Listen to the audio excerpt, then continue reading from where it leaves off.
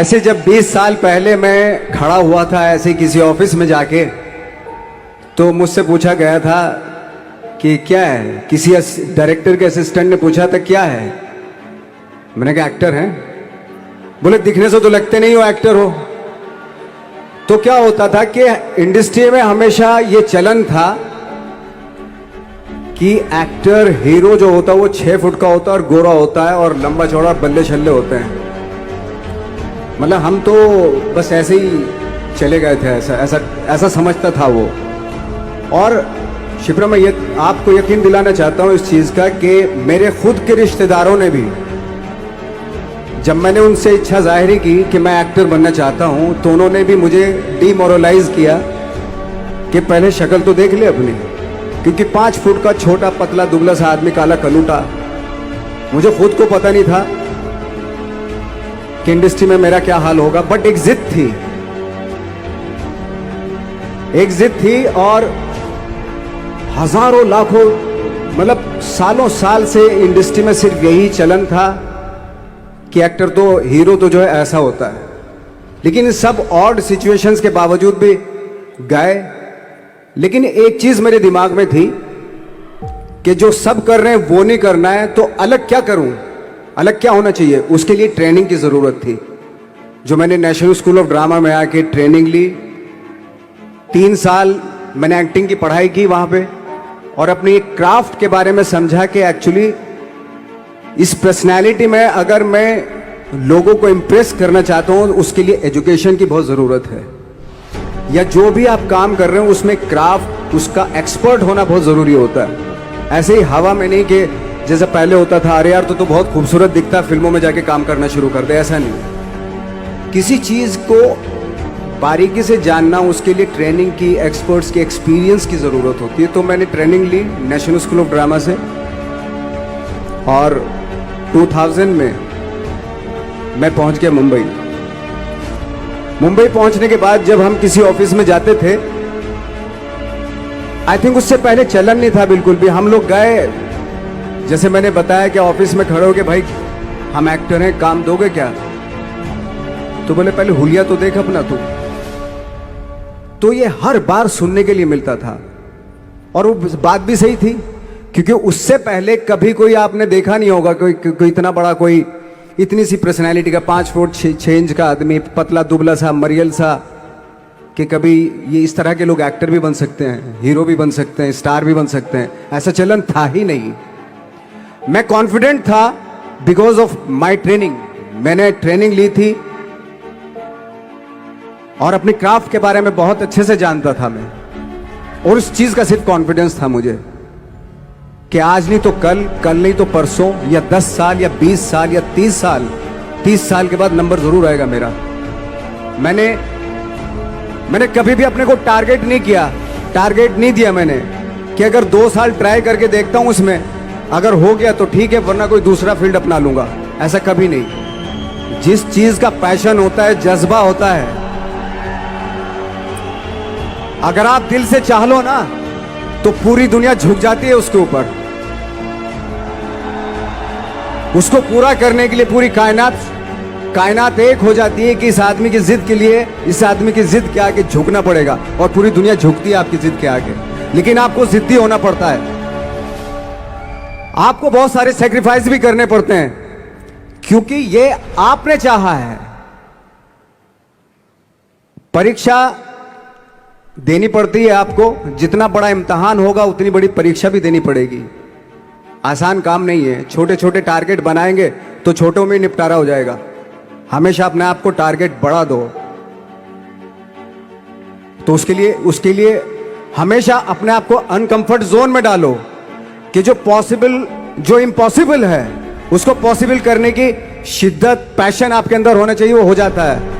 आज जो दुनिया में इतने सारे एक्सपेरिमेंट हुए हैं, ये सिर्फ इसी बिना पे हुए हैं, पागलपन के जरिए ही हुए हैं ये सारे एक्सपेरिमेंट। एक मैंने कहीं सुना था कि जब आप एक्सपेरिमेंट करते हैं तो फेलियर भी होते हैं, कई बार फेलियर होते हैं।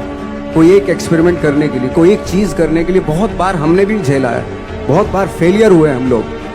लेकिन एटलीस्ट हमें इतने सारे फेलियर होने से इतने तरीके पता चले कि इन तरीकों से सक्सेस नहीं मिल सकती। फॉर एग्जाम्पल, एडिसन ने जब बल्ब का आविष्कार किया तो 100 बार एक्सपेरिमेंट किए अपनी जिंदगी में। 100 बार एक्सपेरिमेंट करने के बाद जब उसको पता चला कि अरे फॉर्मूला तो ये था बल्ब बनाने का, तो एटलीस्ट उसको ये, उसके साथ साथ उसको ये भी पता चला कि 100 जो तरीके हैं, 100 तरीकों से बल्ब नहीं बनता, ये भी पता चला उन फेलियर्स में उसको।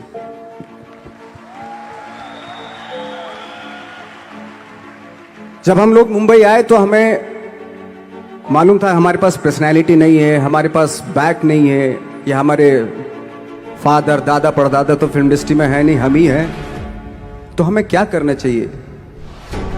इसलिए लोगों के बीच में घुसे रहते थे, आम लोगों के बीच में घुसे रहते थे, उनका एक्सपीरियंस सुनते थे, उनको ऑब्जर्व करते थे। तो आई थिंक मेरे पास 15 साल तक, 10-12 साल तक कोई काम नहीं था। जैसे आपने बताया कि बहुत ही 10-10 सेकंड के रोल करके घर में आके बैठ जाए, तो पूरे साल खाली बैठे रहते थे हम लोग। लेकिन एक चीज थी कि लोगों के बीच में रहते थे। लोगों के बीच में रहने से ये एहसास हुआ हमें कि तरह तरह के लोग हैं, लेकिन हमारी इंडस्ट्री में सिर्फ एक ही तरह की एक्टिंग होती है। हजारों करोड़ों लोग हैं इस दुनिया में, लेकिन एक्टिंग सिर्फ एक ही तरीके से होती है हमारे यहाँ। तो मुझे लगा यार, ये मैं तो ट्रेन भी हूं, मुझसे अपनी आर्ट भी आती है, और हजारों लोगों को मैं ऑब्जर्व भी कर रहा हूं, तो ये तो सबसे अच्छा सूत्र है। ये इससे तो मैं बहुत कुछ कर जाऊंगा। तो जब ये सूत्र पता चला मुझे कि अब मैं ये जो हजारों लोगों को मैंने ऑब्जर्व किया है, अब जब भी मुझे कोई रोल मिलेगा उन्हीं में से वो एक इंसान होगा। उसी में वो ठाकरे, बाला साहब ठाकरे होंगे, उसी में मंटो होगा, उसी में गणेश गायतोंडे होगा, उसी में फैजल खान होगा, उसी में माजूमदार साहब होंगे। तो इस तरह के, ये कब हुआ?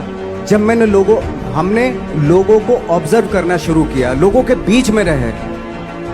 मैं 15 साल के बाद जो मेरी लाइफ थी, जिसमें खाने तक को नहीं मिलता था, अब फॉर्चुनेट अपने आप को समझने लगा था कि थैंक गॉड कि मुझे ऐसे लोगों के बीच में मुझे रहने का मौका मिला। तो कभी भी, आई थिंक मुझे लगता है कि कभी भी जब आप स्ट्रगल कर रहे होते हैं ना, वो एक मौका होता है आपके पास, वो एक चांस होता है आपके पास कि कैसे उसमें आप अपना ऑब्जर्वेशन, एक्सपीरियंस, जब आपको काम मिलेगा वो उसमें लगाएंगे आप। तो मेरी लाइफ बहुत ही, आज जब मैं सोचता हूं कि यार ये तो बहुत ही अच्छा हुआ, तो जो 15, 10, 12 साल मैंने बिना काम के गुजारे, जो लोगों के बीच में रहा था, मैं आज वो काम आ रहा है मेरे।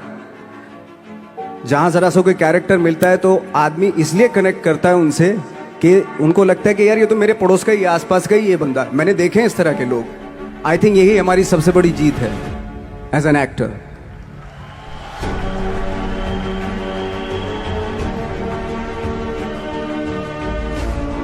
ऑफ कोर्स स्ट्रगल में बहुत सारी चीजें सेक्रीफाइस करनी पड़ती हैं, क्योंकि खुजली आपको हुई है, आप ही को मिटानी पड़ेगी।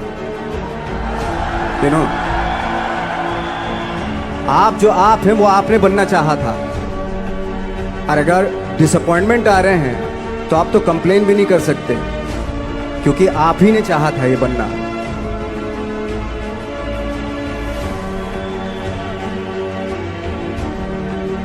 तो बस यही था कि 10-12 साल तक मैंने सोचा था, 10-12 साल जब स्ट्रगल हो गए तो मेरे बहुत ज़्यादा वो भी हुआ कि यार छोड़ के चले जाते हैं, कुछ काम मिल नहीं रहा है, क्या हो रहा है कुछ पता नहीं, आई डोंट नो मिल पाएगा या नहीं मिल पाएगा। फिर ये होता था कि नहीं, मेरी मदर जो है ना एक लेटर लिखती थी मुझे हमेशा। तब मोबाइल नहीं आए थे, पेजर आए थे, तो पेजर यहाँ पे लगा के चलते थे हम लोग। जब उनको मालूम हो जाता था कि भाई बंदा जो है ना थोड़ा सा फ्रस्ट्रेशन में है, डिप्रेशन में है, क्योंकि काम नहीं मिल रहा, तो मेरी माँ मुझे एक लेटर लिखती थी। उसमें लिखती थी कि लिखने के बाद एक लास्ट में लिखती थी कि 12 साल में कचरे के दिन भी बदलते हैं, तू तो इंसान है, तेरा दिन भी बदलेगा।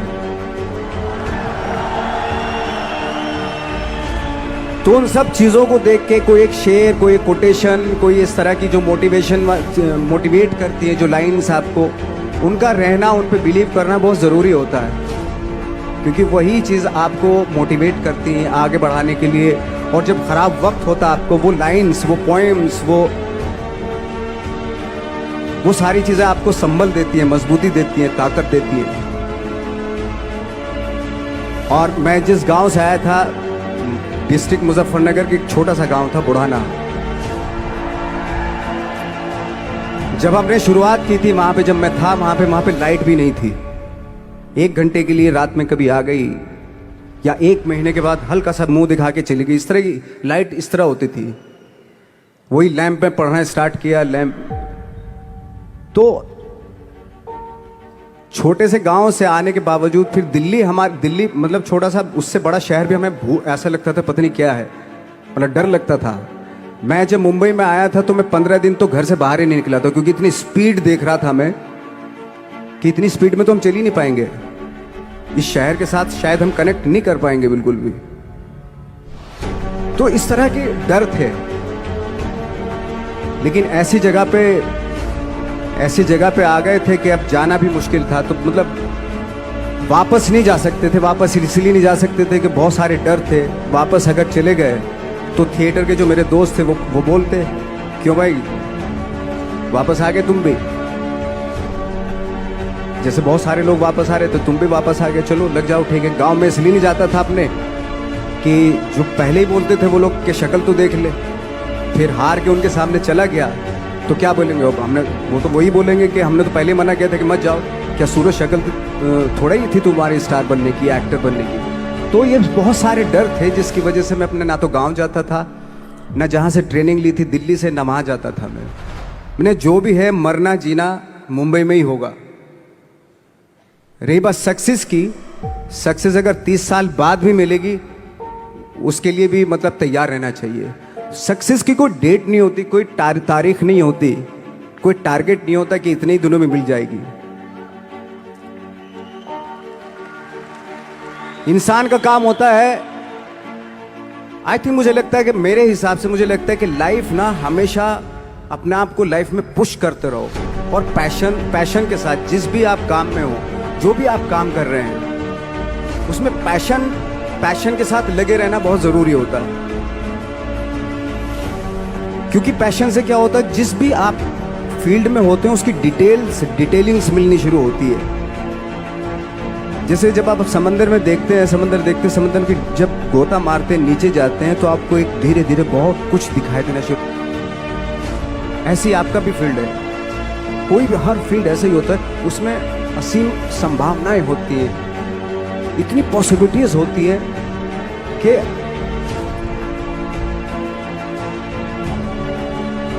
आई थिंक दुनिया का हर काम में इतनी सिर्फ अगर एक दर्जी है पैंट सीता है, 1000 तरीके के पैंट सी सकता है वो, अगर वो चाहे तो।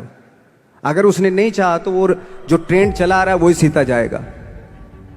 लेकिन अगर उसने चाह लिया कि मैं ऐसा कुछ करता हूं तो 1000 तरीके के पैंट उसी में 1000 तरीके की सी देगा वो पैंट। ऐसे हर फील्ड में पॉसिबिलिटीज बहुत होती हैं और एक परफेक्शन होता है। फॉर एग्जाम्पल जैसे हम लोगों ने ट्रेनिंग इसलिए ली कि परफेक्शन आ जाए अपने काम में। जैसे एक मैंने एग्जाम्पल सुना था कि ये छोटी छोटी चीज़ें जो मैं बता रहा हूँ, ये चूंकि मैंने बचपन में सुनी थी, उन पे उन्हीं को अपनी लाइफ बना के आगे बढ़ा तो आज यहाँ पे हूँ। इसलिए वो छोटी छोटी चीज़ें बहुत काम आती हैं, उनको सुनना बहुत ज़रूरी होता है इंसान के लिए। बताते हैं कि एक बहुत बड़े, पता नहीं ये सच है झूठ है, मुझे नहीं इतना ज़्यादा नहीं मालूम, बट कोई बहुत बड़े इंसान हुए, लेकिन वो पहले मोची थे, जूता सीते थे।